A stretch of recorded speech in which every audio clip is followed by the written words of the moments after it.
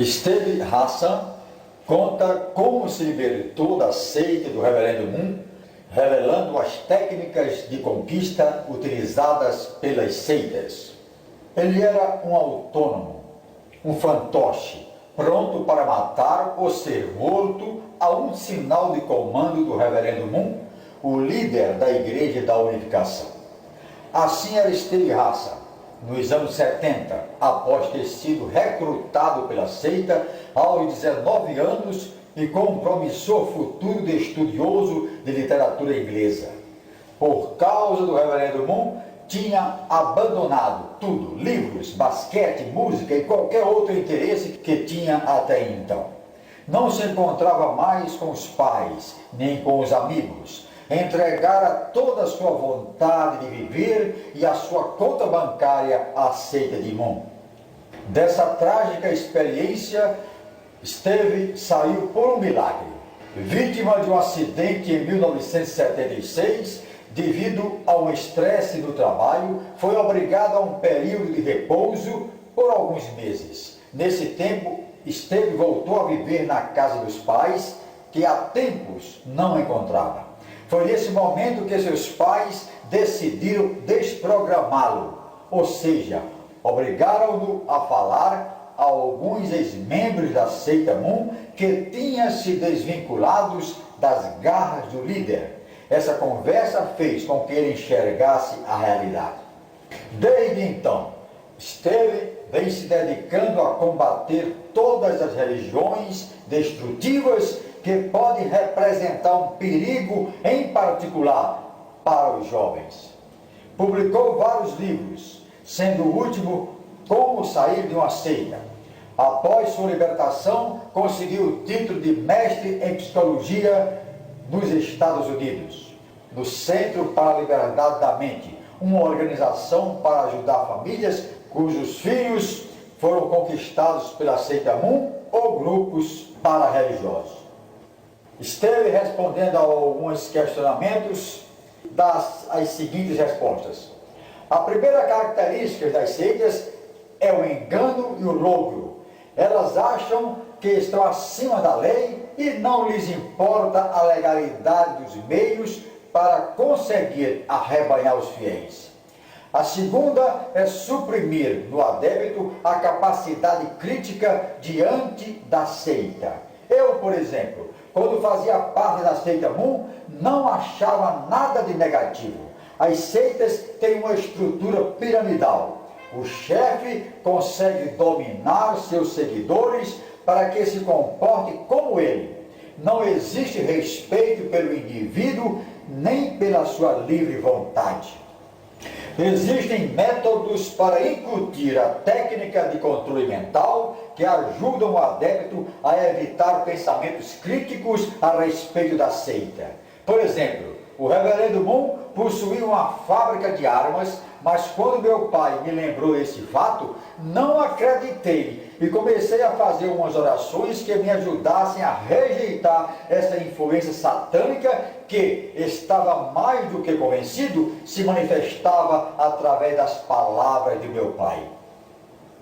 Eu não diria que as pessoas entram para uma seita, mas que elas são recrutadas, e isso é uma diferença enorme, como demonstram minhas pesquisas.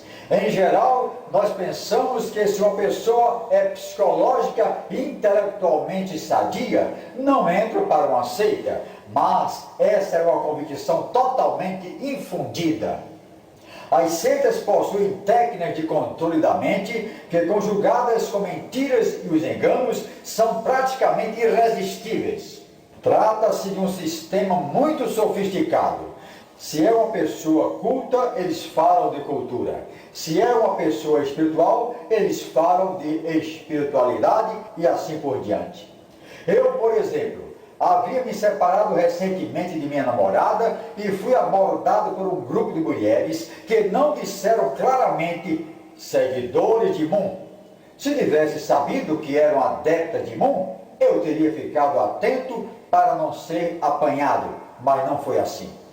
Como a seita consegue controlar o comportamento das pessoas? Resposta do ex-adepto do Reverendo Moon. As seitas controlam todas as tarefas da vida de uma pessoa.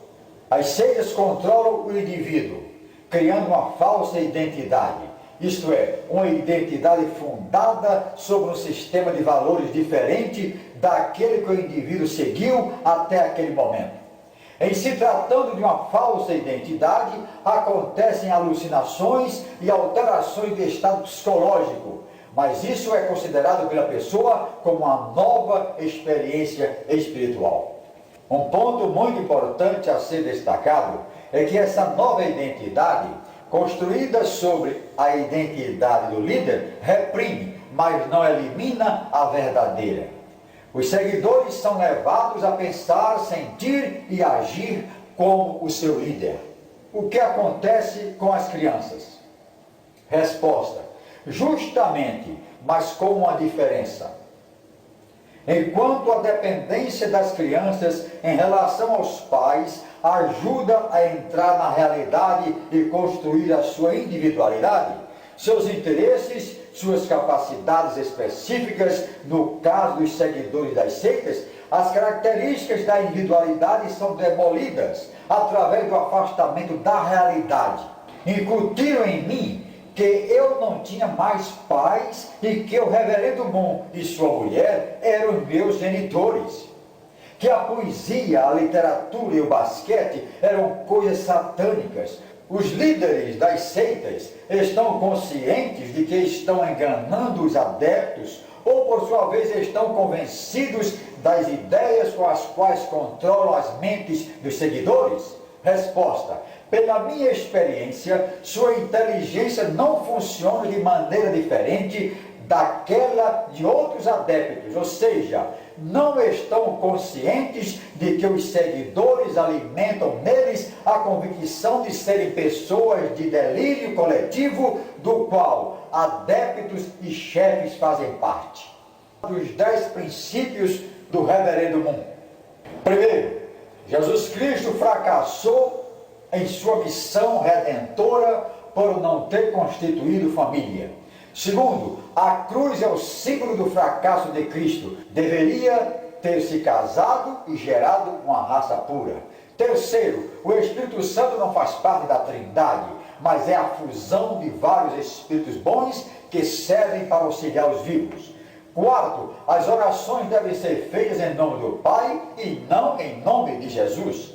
Quinto, ao invés de ter sido gerado pelo Espírito Santo, Jesus foi concebido a partir de uma relação sexual de Maria.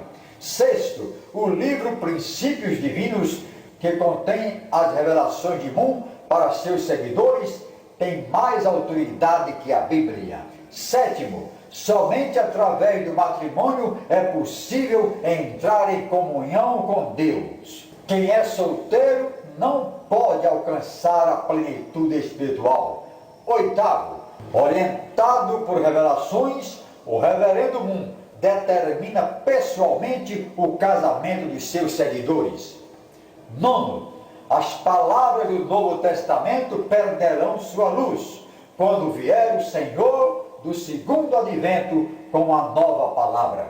Finalmente, os espíritos dos mortos influenciam e ajudam os vivos. Os que receberam uma lavagem cerebral das seitas e não sabem como sair. Está aqui a orientação, a palavra fidedigna de quem passou por isso. Esteve raça, aquele que foi seguidor, aquele que foi pescado pela seita do reverendo Moon, ele está dizendo, esclarecendo quais são as técnicas de manipulação da mente, as técnicas de manipulação pessoal, manipulação psicológica, para que aquele que é pescado perca a realidade das coisas e achem que estão realmente no caminho certo e então seguem sem criticar, sem duvidar, sem fazer nenhuma objeção àquilo que a seita está ensinando.